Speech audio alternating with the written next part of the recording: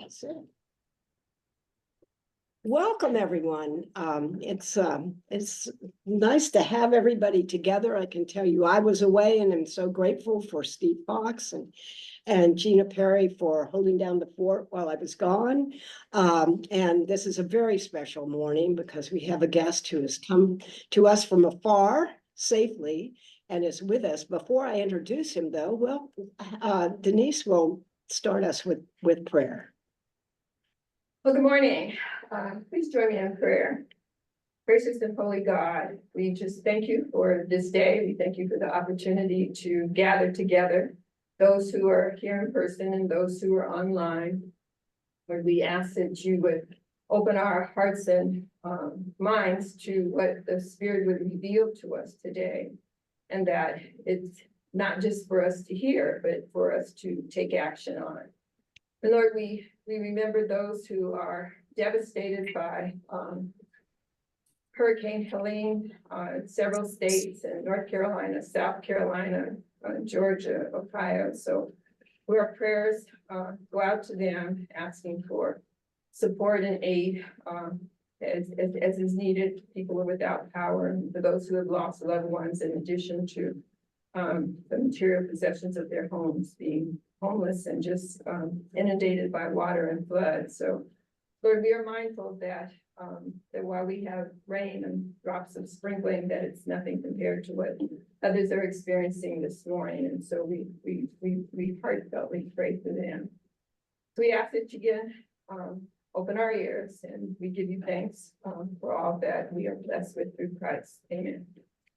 Amen. Well, it's with gratitude that I'm able to introduce to you today Reverend Anthony Jermaine Ross-Allam.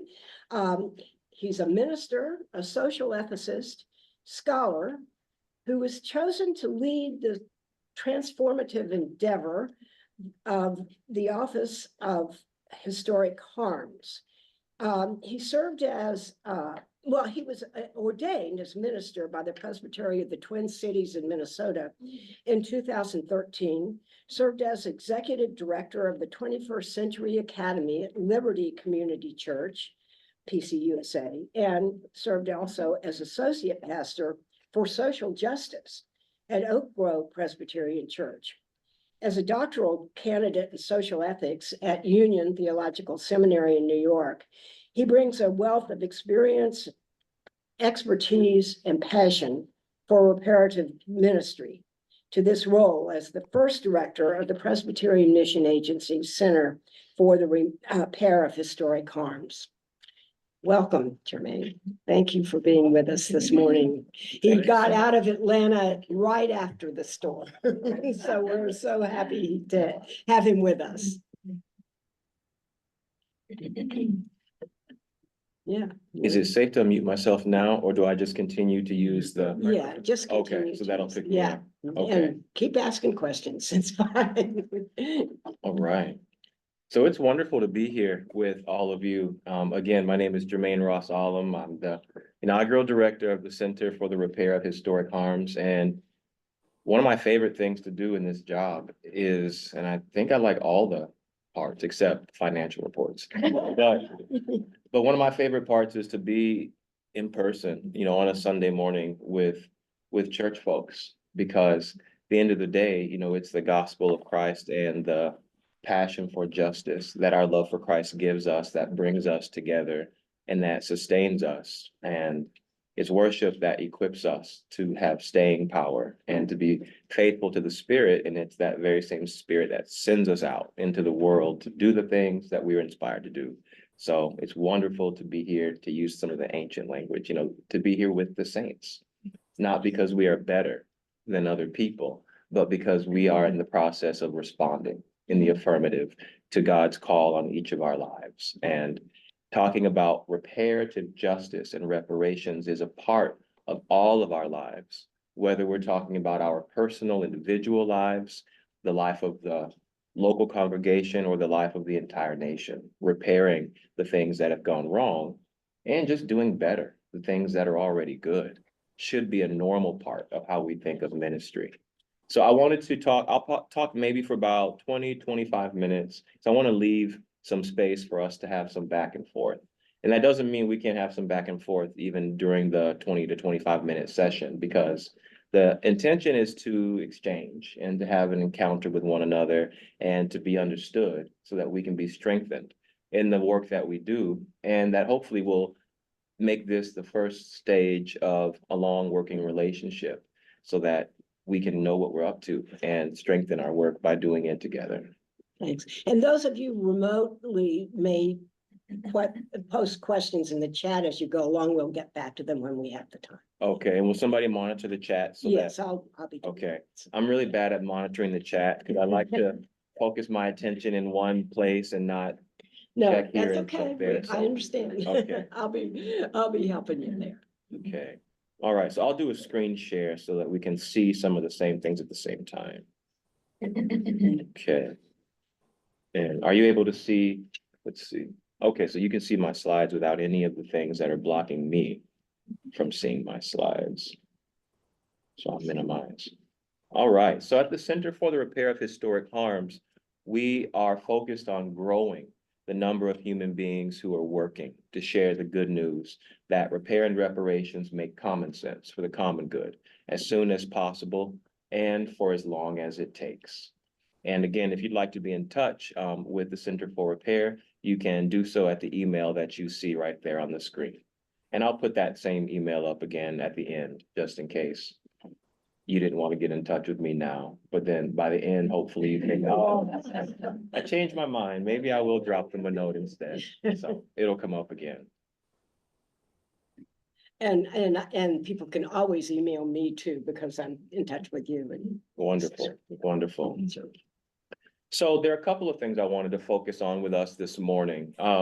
One thing is important, and I think we should start with it because we'll cover it in several pieces throughout this session, but it has to do with knowing the difference between what it is that can only get done through federal actions.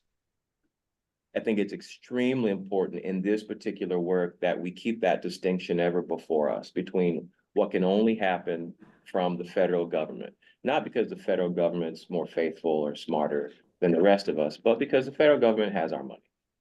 And when we talk about reparations and reparative justice, among other things, we're almost always talking about a substantial amount of money.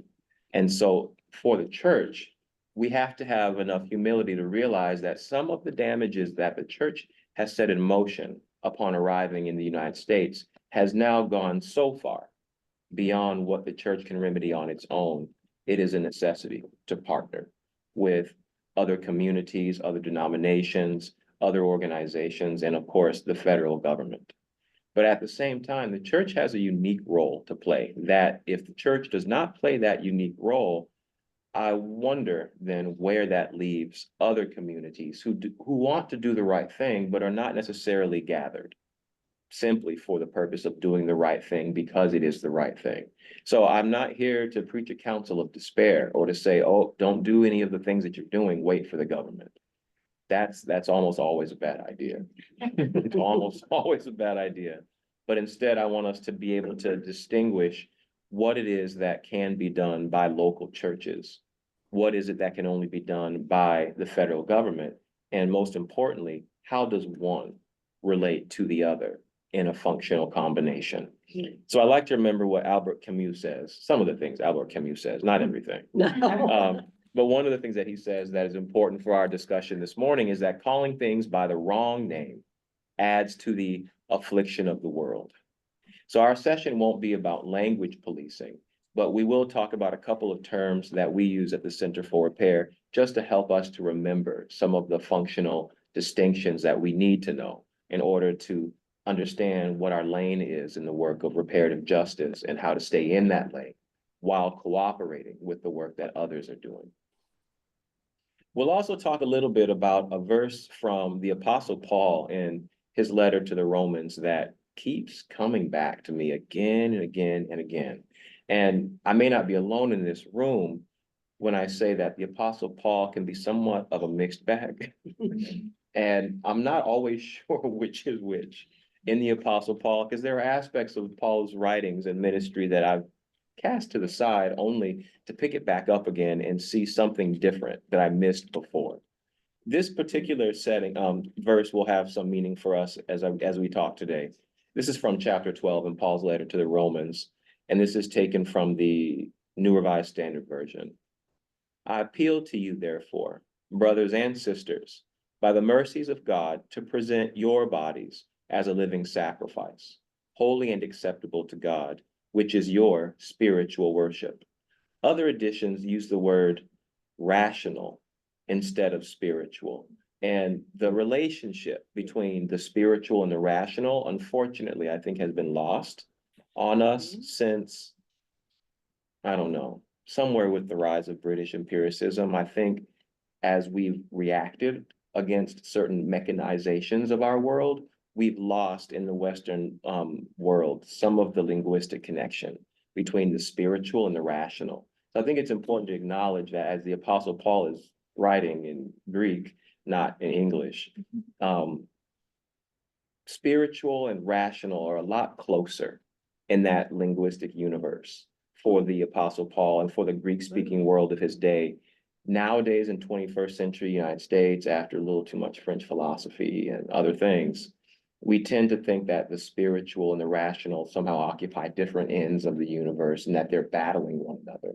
But we'll talk a little bit about why I think the Apostle Paul is on the right track and why we might do well for ourselves in our social justice work by thinking about spirituality and rationality as if we can do both of those things in the same day on a regular basis. But the verse goes on to say, do not be conformed to this world, but be transformed by the renewing of your minds, so that you may discern what is the will of God, what is good and acceptable, and yes, perfect. Another word we have some difficulty with, depending on how that understanding of perfection has been applied to your life and by whom it has been applied, but it's important. It means that there is something that we are created to do perfectly, which means we have it in us and we have to expect it of ourselves because our Creator implanted that in us to be able to do something perfectly. We may say a little bit about this. I'm not entirely sure. I told myself last week that I should add this, and so we'll see if it works. But there's an ancient word called acedia. Some people pronounce it Acadia. I just don't do it. I actually don't say this word very often, but it's a word that comes to us from the Greek language, and it was an important word in the 3rd and the 4th and the 5th centuries to describe a state of the soul that in one sense is the result of sadness, but that it grows into a habit of mind that impacts the spirit, and it influences what Thalassios, an ancient monk from basically the region we now call Libya, and this was back in the 7th century. He said that acedia is negligence of soul. A negligent soul is one that is sick with the love of pleasure, which is a weird way to think about sadness, but we'll say a little bit more about how that goes together. If you Google the word acedia, I think what happens is that somebody will give you an ancient definition, but then they'll give you a modern definition, which they use almost as a synonym for depression. But it doesn't have the theological and the moral freight, so to speak, that it had centuries ago. But I think acedia helps us understand an attitude that we have where we can become sad and even depressed about something that concerns ourselves. And we allow that sadness to make us negligent, which is to say we don't attend to those aspects of our personality, our character, our development, and its impact on other people as a result of this kind of sadness that leads to neglect. We'll say more about that. And so back to the distinction that I was making a little bit ago, reparations. And we use the word in our office of reparations when we're talking about what communities are calling for. I'm making sure my ringer is off in case anybody wants to call me on a Sunday morning. Yeah, for the same thing. Typically, we reserve reparations or the R word or reparations with a capital R for those remedies that historic communities are calling for that are so enormous that they can only be completed by an act of the government or several governments acting together. So Afro-Americans call for reparations for the combination of slavery and the experience of being sequestered from 14th Amendment rights from the Jim Crow era until arguably today. The reparations that the people of Haiti are calling for so that they could recover from being forced to pay France for the luxury of not being enslaved to the French. The list goes not on and on, but the list is lengthy. Folks in the South Pacific who are calling upon the United States and other nations for reparations for the results of weapon testing and the impact on the ecology, for example. No denomination, no matter how sincere, has at this moment the funds required to make repairs in any of those distinct arenas. And I hear that some of you have recently read William Darity and Kirsten Mullen's work. So then if you've read Black Reparations Handbook, you know as well as I do from their 10th chapter in that book that local cities, city governments and states don't even have it within their budgets to do what reparations requires for even one group. So that goes for the state of California, the state of New York. They don't have that money in their operating budgets to do anything effective with regard to reparations, even if they were only focused on one ethnic group and just what has transpired in one state. So that's important for us to remember. Repair, however, is the work of the people. If you hear the term in the back of your mind, liturgy, then you're thinking along the same tracks as I am this morning. Repair is the work of the people. In other words, repair must prepare the people to inspire the nations to make reparations their priority. So I don't have to tell you all that reparations, whether it's for African Americans, whether that is for the people of Gaza, those reparations are not front and center for the American imagination. We talk from time to time about reparations for indigenous nations, for African Americans, but we have yet to pursue those in earnest. There's a golden box around the word inspire, because I'm thinking about that old form of art once upon a time where an individual who was understood to be chosen by the gods or inspired by the gods would appear in a work of art with an orb around their head to designate that they are inspired. And so I'd like to remember that so that I don't forget that we have yet to do the necessary to inspire our leaders to make repairs a priority. Speaking of golden halos and circles around people's heads, I'm persuaded that the former president understood that the seal of the office was creating what photographers refer to as a border merger behind his head, making it appear that there is a halo when really it's just an out of focus version of the seal of the office. Something tells me the president understood that that was going on and perhaps appreciated being made a symbol even as he's still alive. Not many people think about being a symbol while you're still alive, but I think our former president did that. But when we think about inspiring people, we have to think about what does it mean to take the responsibility to inspire our leaders to move in the right direction. Obama did not prioritize reparations in his presidency, although he made it a point to let the nation understand that he knew systemic racism was real. And so what better place to explain why that didn't lead to reparations advocacy than a podcast with Bruce Springsteen? I couldn't think of a better person to have that conversation with. And so clearly the president and I were on the same track. And you are a musician. That's right. That is correct. And the president, I believe, did at least on one occasion sing in public. Yes, he did. Yes, he did. Yes, he did. Right. So it was a very symbolic gesture on the part of a person who knows how to wield symbols. But in his conversation with Bruce Springsteen, he commented that it was the politics of white resentment and resistance and the talk of welfare queens and the undeserving poor, et cetera, you know, the tropes. All of these things in his imagination combined to make reparations a non-starter in his presidency. And it even led him to believe that it would be potentially counterproductive. He even named recently arriving immigrants to the United States, who he believed would say that they should not have to be a part of the repayment of this historic debt because they were not in the nation during the time period when this debt was incurred. So this is, we recognize this as the way that presidents think, especially when presidents understand that their donations come from people who are made to feel a certain way. And so again, repair as opposed to reparations is part of what the church must do in order to prepare itself and the rest of the nation to inspire our leaders to prioritize reparations.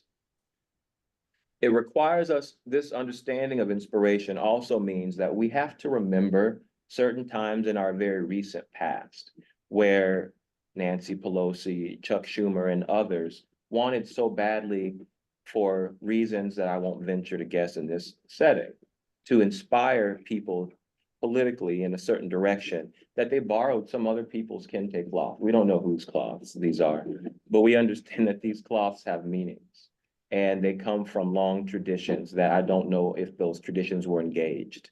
But it seems as if it was important during this moment for national leaders to try to send a signal to African Americans by using the traditional cloth of Ghanaian people to show us something we know not what. But we have to pay attention to the difference between symbols used and processes engaged or not engaged.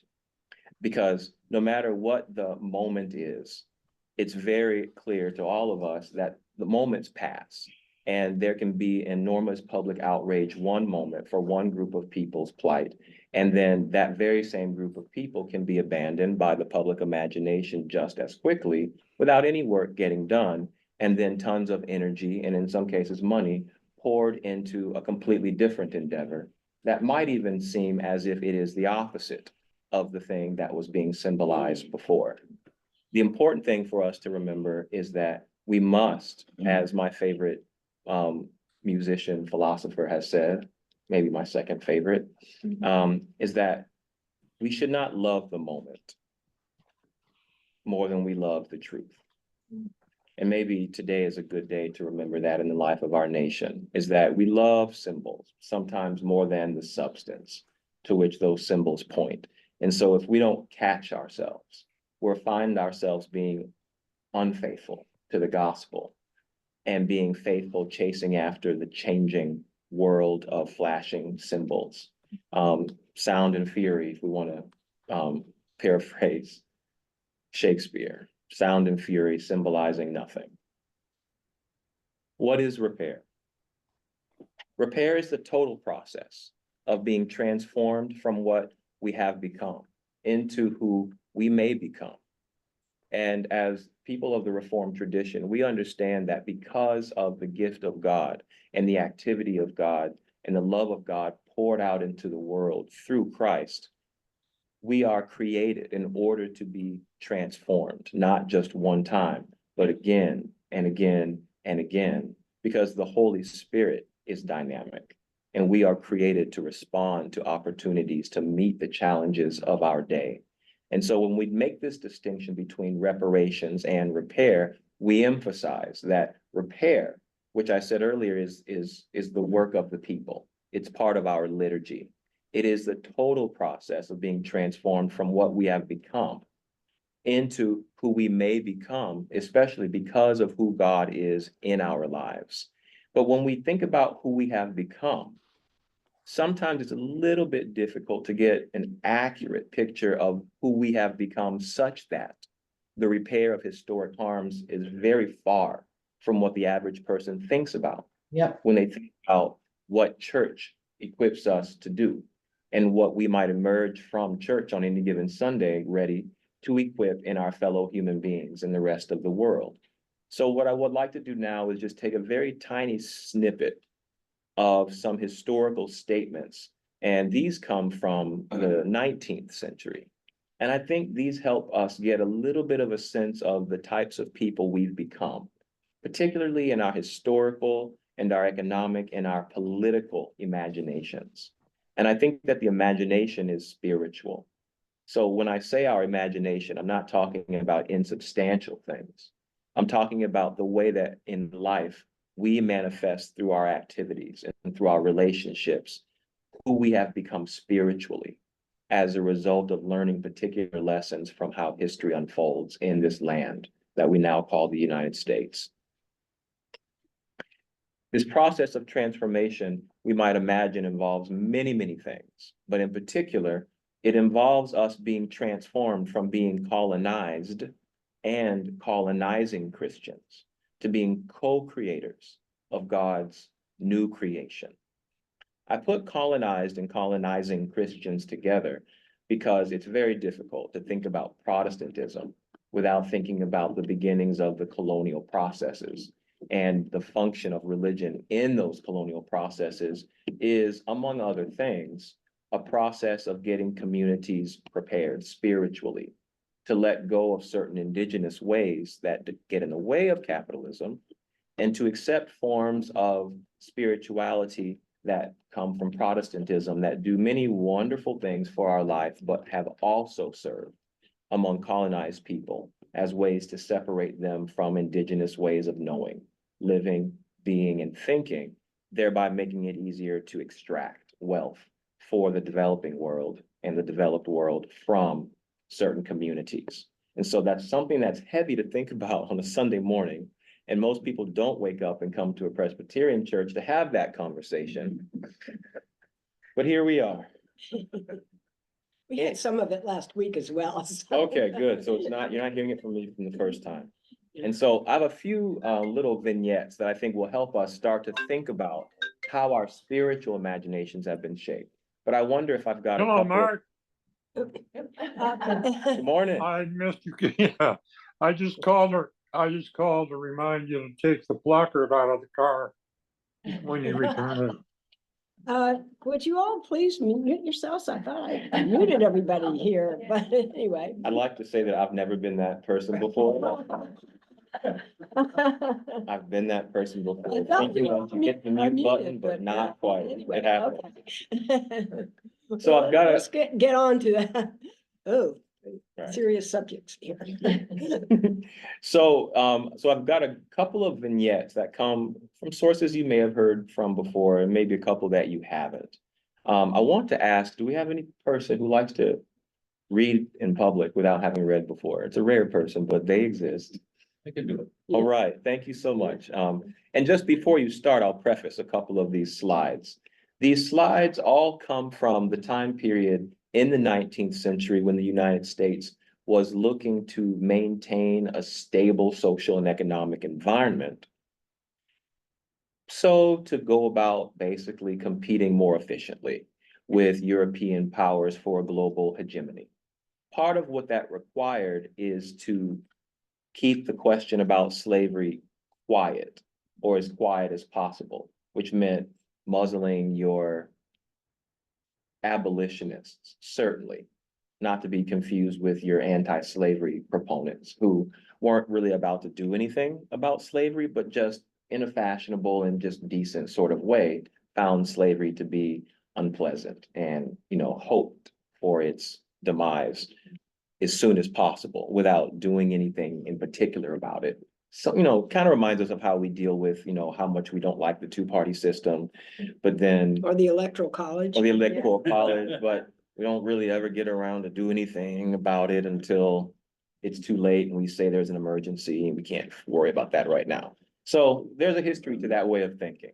In the 19th century, of course, a world was inherited in which the unity of the United States and the permanent viability of the United States as a political community depended on everybody getting on the same page with regard to slavery. And the status quo regarding slavery was, we have slavery in some parts, and thankfully we have freedom in other parts. Don't upset the apple cart, because if so, then we all lose out. This should give us some resonances of what the Apostle Paul had to say about sacrifice, except he had an idea about who should be the one sacrificing and who we should, as a result, not be sacrificing. And we'll get a little bit more into that in just a moment. But here, this is a little snippet about keeping quiet and not revisiting the Missouri Compromise, which solidified half slave and half free as the way America moves forward. This particular writer is urging people to say, listen, don't touch that with a 10-foot pole, leave it as it is. It's not the box at the bottom of the screen, it's the top. I mean, That we'd like fits to a hear little both, small. but if you can only do one box, then. No, thank you. The freedom and comfort of the African race are certainly objects worth a strenuous effort to obtain. But if they are to be bought at the expense of the peace and happiness of this country, the price is too great. Thank you. Thank you very much. This is Matthew Carey. He was an Irish immigrant to the United States who did very well as a political economist, philosopher, had a very lucrative printing company with his sons. But this was his advice. I looked this person up just to see, out of curiosity, on not Wikipedia, but ChatGPT, to see what does ChatGPT say about people for whom information can't really be gotten outside of paywalls and whatnot. They named him an abolitionist. Wow. That is not the Wow. case. Wow. He's not an abolitionist. He advocated for keeping the question of slavery off the table, Yep. maintaining the status quo of half slave, half free. That's how we stay together. So I want us to continue to think about what is being said in these next few excerpts about what is required to keep America together and flourishing. Anyone else? Promise, there's no Habakkuk here or Nebuchadnezzar. Pretty standard American English, just a little awkward 19th century syntax. But if someone could read it out loud for us, that'd be wonderful. I'll read it if I can read it, if I can, Okay. if my eyes are good. In all social systems, there must be a class to do the menial duties, to perform the drudgery of life. That is a class requiring but a low order of intellect and but little skill. Its requisites are vigor, docility, fidelity. Such a class you must have, or you would not have that other class which leads to progress, civilization, and refinement. It constitutes the very mudsill of society and of political government. Thank you. This term mudsill comes from the world of architecture. Anybody familiar with this term? Yes, Tell us, a mudsill is the bottom of a door that is not supported by wood. It's the muddy entrance to a doorway. And as I recall, the quote comes from a South Carolina senator in the mid-1850s. correct. Steve, are you a plan or what?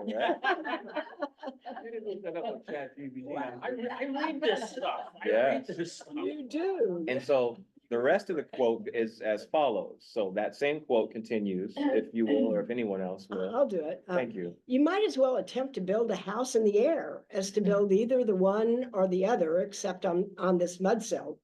Fortunately for the South, she found a race adapted to that purpose to her hand. We are old-fashioned at the South, yet slave is a word discarded now by ears polite. I will not characterize that class at the North by that term, but you have it. It's there. It is everywhere. It is eternal. All right, so let's pause here because this is, I think, worth thinking about and talking about a little bit. So you're familiar with this quote. This is from the speech "Cotton is King." Yeah. I spent a few hours yesterday at the African American Museum and saw an exhibit, that was also called, or a small exhibit, called "Cotton is King." And it was set up like a big, huge altar. And seeing that in person gave me a different way of thinking about it. But for those of you who haven't heard, this quote over and over and over again, does it raise any questions? Or do you have any observations to share?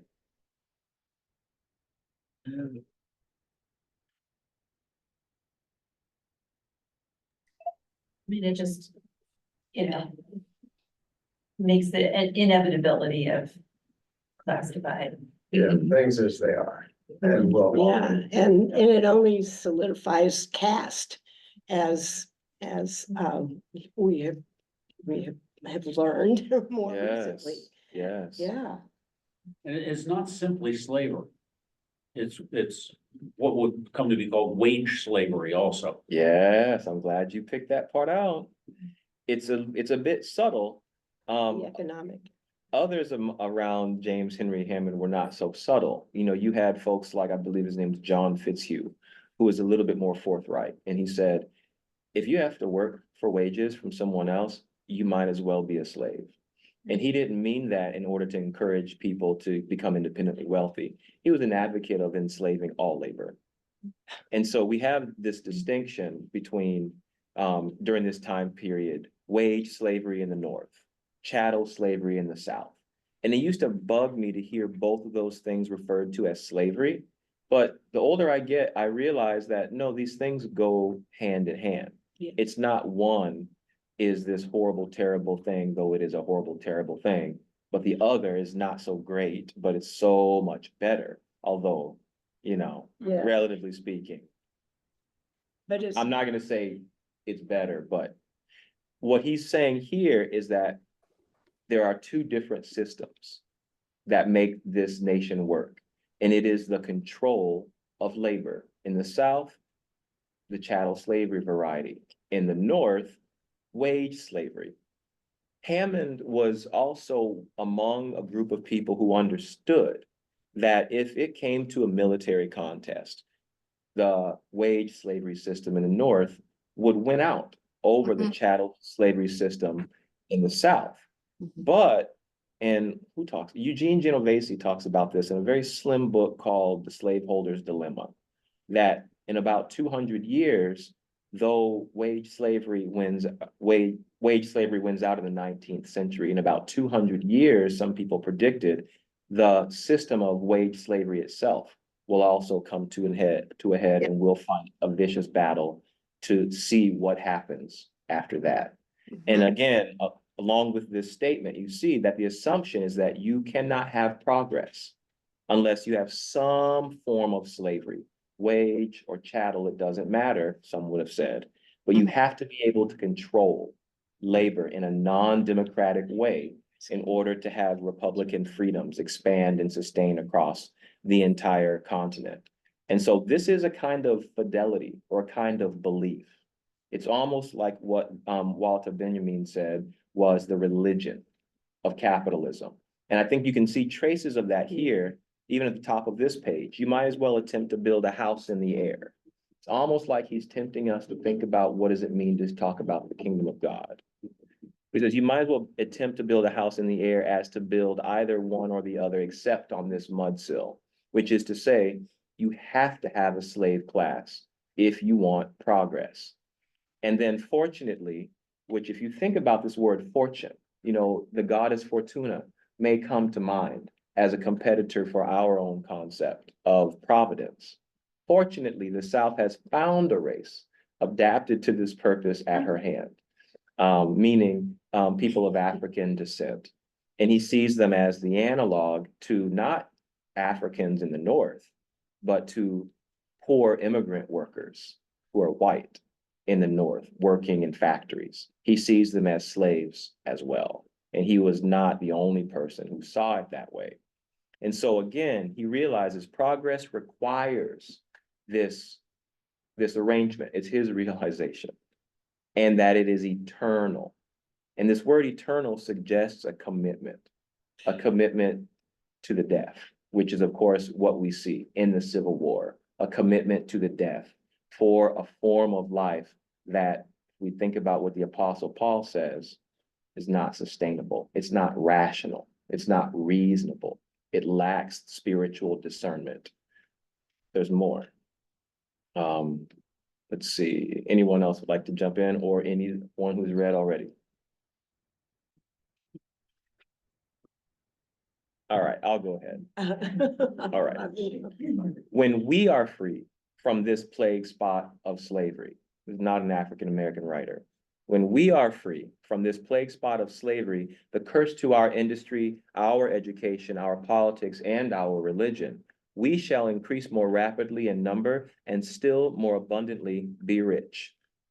Then, by peaceful purchase, the Anglo-Saxon may acquire the rest of this North American continent. then what a nation we shall one day become. America, the mother of 1,000 Anglo-Saxon states on both sides of the equator, and count her children at last by hundreds of millions. And among them all behold, no tyrant and no slave. This is from Unitarian minister Theodore Parker. Oh, my gosh. In 1850, I know, I know, the The Unitarians. Unitarians always brag about their, So Native Americans are kind of left out. And well, and that's also, for Theodore not even Parker and there. for many Yeah. people, slavery was, again, it was a stain on their moral consciences that, to put this in some context, did not help the United States gain the moral confidence of the rest of the civilized world. But an meaning ongoing Europe. genocide, we'll set that to the side. So how does that work exactly in the American mind? That's an important question.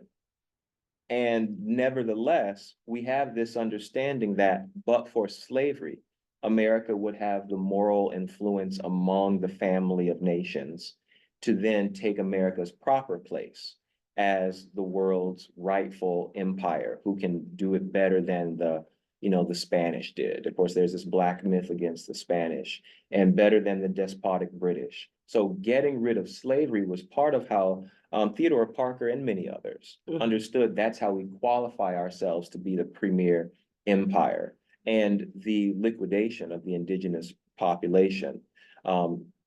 Imagined in this picture that you see here with Columbiana, making this triumphal saunter, march, floating act from the East Coast, bringing light, as you can see, into the darkness into which the indigenous people are fleeing to the West. This was an extraordinarily popular image. It was not in any way, shape, or form controversial, except among some people like us, who at that time liked to get together in Presbyterian and Unitarian churches and think about how to do better. There were always people on the scene trying to figure out how to do better. But the popular imagery was that clearly God has inspired us and empowered us and is currently protecting us to take the light of civilization initially brought by the Puritans. You can hear this verbiage in the language of Cotton Mather and Increased Mather. You can see it in older books that you can get for free on the internet, like Magnalia Christi Americana. Just a Boolean poetry about we are the new Israel. God has given us the mission to bring the English plantation to save this land from the pagan darkness of the indigenous people, who are perpetually painted in clever poetic ways as if they are both the same as nature and also the devil oppressing the ecology. So this time period was a time period where not only controlling labor was understood as the eternal rule of progress, but getting rid of the indigenous people who no longer have any share in what God is about to do next. That was common in the thinking of the people at the time, although it was not universal. You always have had a witness of people who knew better and did better and took the consequences of it. So I don't want to paint it as if you never had people who did better. You did. But when it came to a vote, the people who won out are the people who said, from sea to shining sea, no matter the cost to anybody. And that's part of the work of repair to our imaginations that we have to do, even as we do the work of financial and economic repair and land back. We have to get clear with ourselves where we have gone in our imaginations regarding what's right and what is possible. And especially, I think, it's this possibility piece that makes us say with our mouths, perhaps like President Obama, all of the loftiest things, and then with our feet move in completely the opposite direction without ever naming to people why we say one thing and do the other. So it's difficult to grasp, but I think that the upswing, of course, is that we are in a position to do better. All right, last one, and you'll recognize this person, at least when you see their name. This is from, I believe it's 62, and it's explaining some of the motivation behind something that we've unfortunately ascribed altruistic motivations for in the past. Anyone? It's part of one nation, its people now find, they may forever find their way to Europe by New York, to South America and Africa by New Orleans, and to Asia by San Francisco. But Yeah, just. Yeah, it's a little tiny. Yeah, but separate our common country into two nations as designed by the present rebellion, and every man of this great interior region is thereby cut off from some one or more of these outlets, not perhaps by a physical barrier, but by embarrassing and onerous trade regulations. Right, thank you. This is Abraham Lincoln addressing Congress in 1862. So it's important to realize that part of what makes Abraham Lincoln someone that is remembered as a great president is he is a person who prevented this country from permanently being split in two. Why would that be such a great tragedy, you might or might not ask? For him, one of the reasons was because if this becomes two nations instead of one, then how do you do international shipping? If you have to go through some unfriendly nation, called the Confederacy or whatever the name would have been, that doesn't want you to get shipping, get products into the market through the Gulf of Mexico, would not let you access the Pacific, through California and whatnot. So Americans then and now are concerned with trade. And many times our trade interests are couched in moralistic and altruistic language. And it's not because there's anything wrong with trade, but we wonder what happens if the commitment to emancipation, if it was simply a strategic war measure, not something that the country was doing on the pathway to multi-ethnic democracy, then that helps us understand why we constantly talk about multi-ethnic democracy, but typically don't do the things required to make that a functional reality, like reparations. Albion Tourget, anybody familiar with that name, Albion Tourget? Plessy versus Ferguson, anybody remember that? Yeah, Okay. So Plessy versus Ferguson was the trial that set the precedent for separate but equal, meaning there was nothing it's constitutionally awry about having a nation where you've got separate laws for the different so-called races. That was the result of Plessy versus Ferguson. Albion Tourget, to his credit, argued for our side. He argued like, no, we can't have a nation that is structured in this way. Unfortunately, he lost. I say that in order to underscore the fact that Albion Tourget can probably be argued as among the best friends of the recently emancipated people during that time period outside of our own people. But nevertheless, when it came to talking about reparations, he had these things to say. He said, first of all, slavery opened to the slave not only the pathway of civilization, but the gate of heaven. He said reparations demands would jeopardize civil rights for Afro-Americans. And finally, he said reparations demands nourish a sense of injustice and ingratitude that distracts from the cheerful recognition of the freed people's true status and duties of citizenship. So he believed that if people forgot about the past and just focused on this rosy road into the future, that things would be fine. You'd get civil rights, people would forget about the past, and we'd put that ugly chapter of our nation's history behind us. This was 10 years after emancipation when he said these things to a group of freed people. And clearly what he said did not happen, despite the fact that we don't have reparations. And we don't have, in many cases, functional civil rights, protection from, having the right to vote rescinded upon incarceration, et cetera. So this gives us an understanding of some of the attitude that we have that we need in the process of working toward reparative justice. We need to get rid of these attitudes and these ideas that make us continue to push away the reality of the economic debt that is still on the table with regard to the legacies of slavery, Jim Crow, and American apartheid. Theologically speaking, we have some things to attend to, again, as we struggle with the Holy Spirit to become the people that we may become, we have to stop being the people we've become. Presbyterian historian Gerard Wilmar, he describes the notion that racism is a permanent and demonic distortion of our humanity. And he discusses to a certain extent, but not as much as I'd like him to discuss, how people understand that racism belongs to original sin. I happen to believe that if we think about, I mean, and there's a lot that can be said about original sin as a concept. And I realize that, you know, more left-leaning, liberal and progressive Christians believe that they have kind of tossed the idea of original sin out the door until it comes to talking about more difficult things. Then somehow that language comes back in a different form.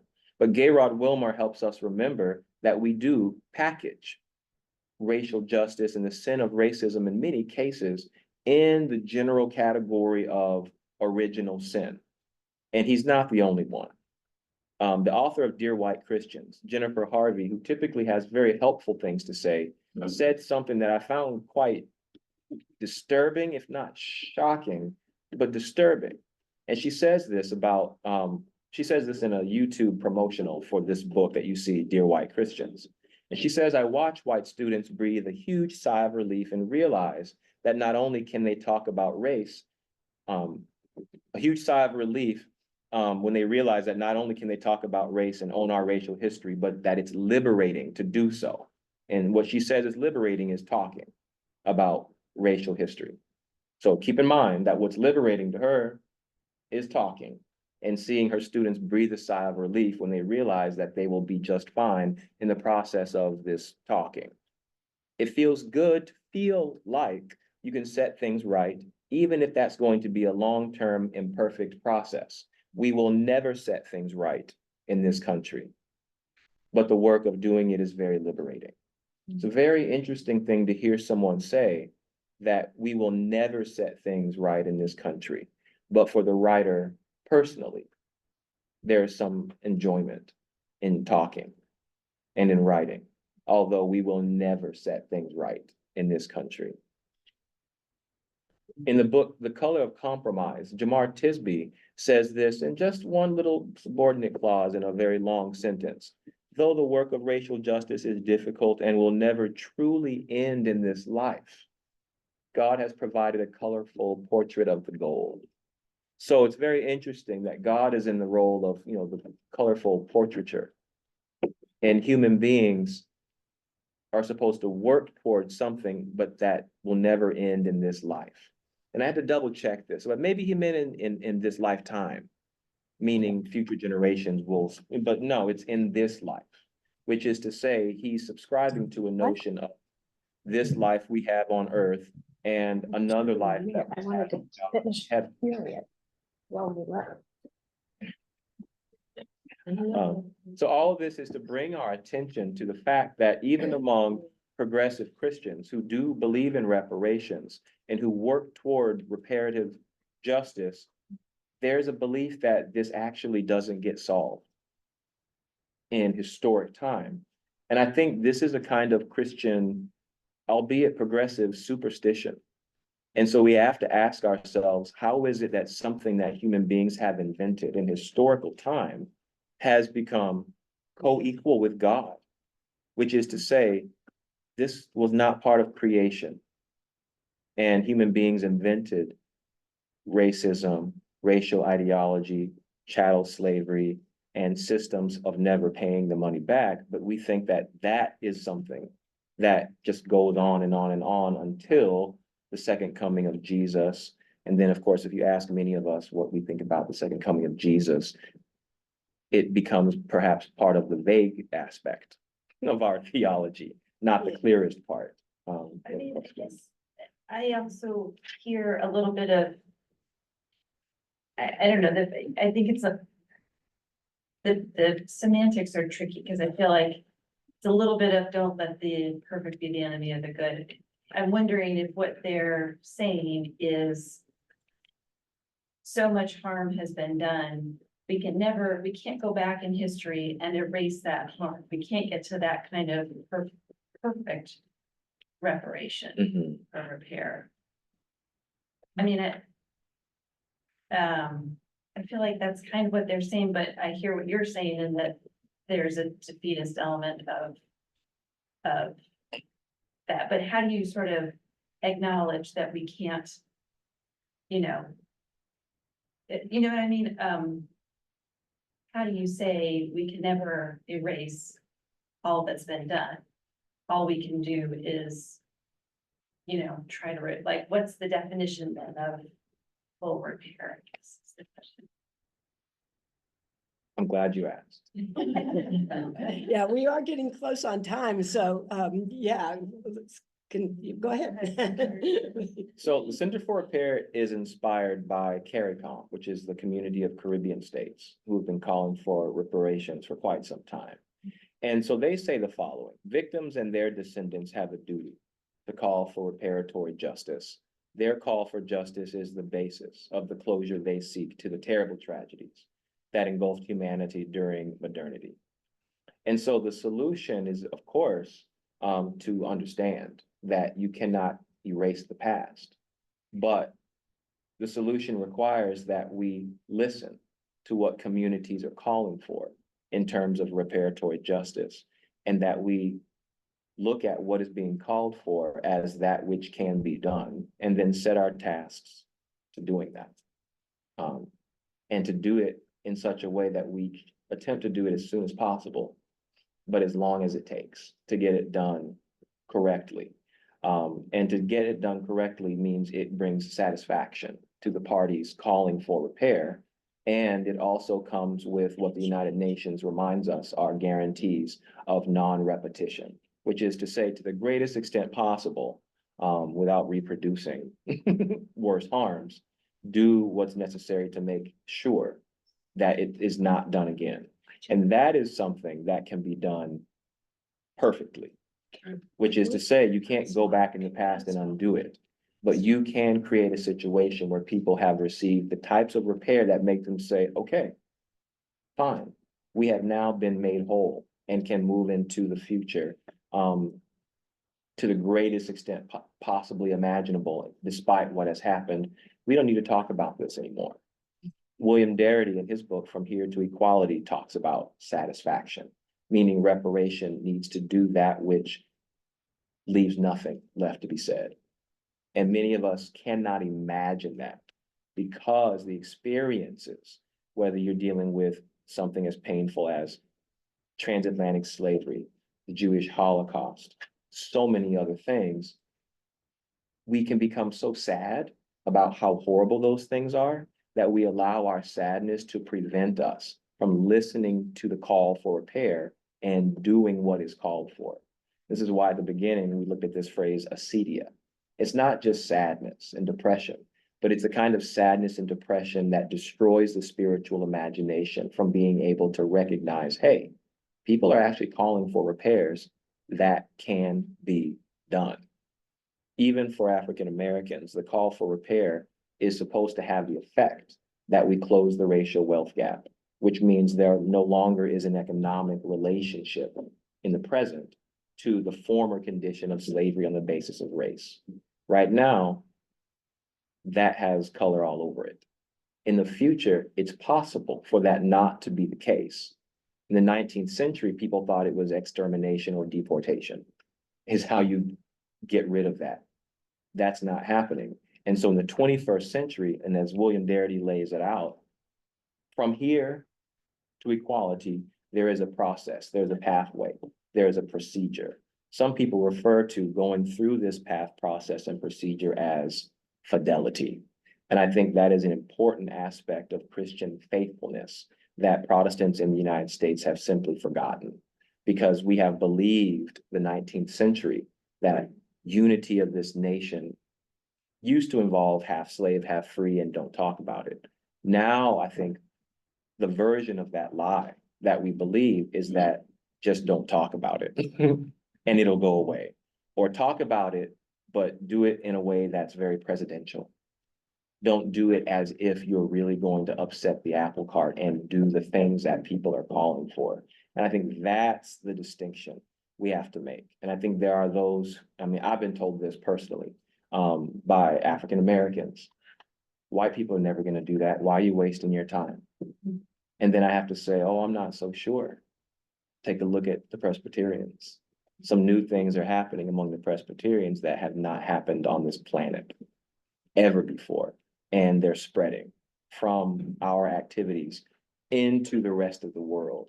And I think this is the mind shift that spirituality, truly having a rational spiritual relationship with God means.